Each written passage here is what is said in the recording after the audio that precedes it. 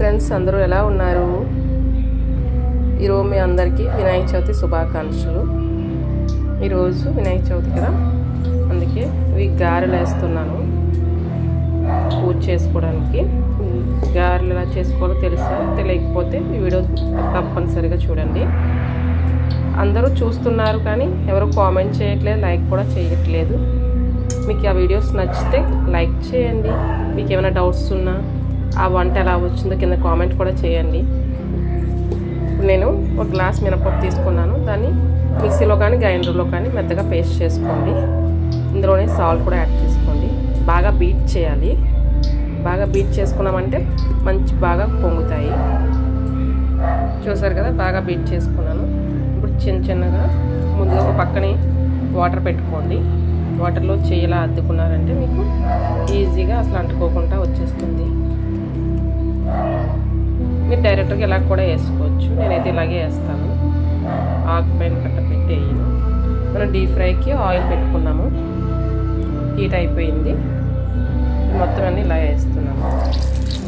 చూసారు కదా, అలాగే 1 by 1 మనం అన్నీ అలాగే వేసేసుకుందాము. మొత్తం అన్నీ ఇలా రౌండ్గా నేను చేత్తోనే వేసేస్తాను. ఆకట్ట ఏం పెట్టట్లేదు.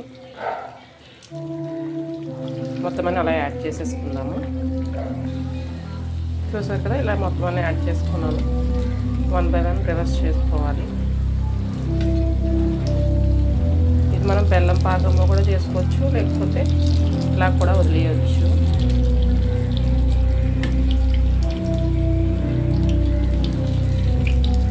అవే తీపి గారెలు అంటారు కదా, అవి.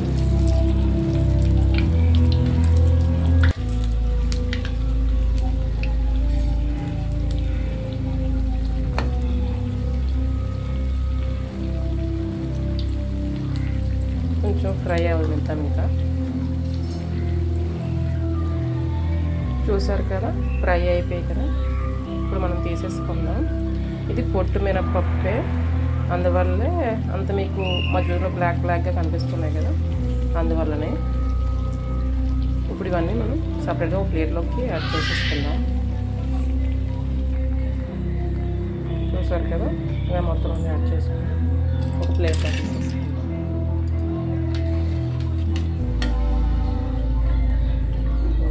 ఇంకా పిండి ఉంది, అది కూడా యాడ్ చేసేద్దాం.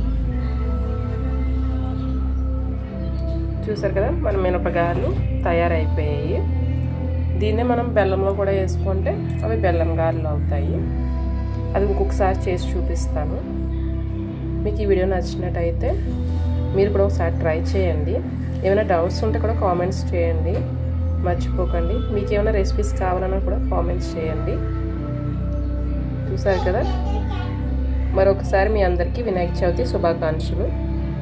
మీకు ఈ వీడియో నచ్చినట్టయితే లైక్ చేయండి, షేర్ చేయండి, సబ్స్క్రైబ్ చేయడం మాత్రం మర్చిపోకండి.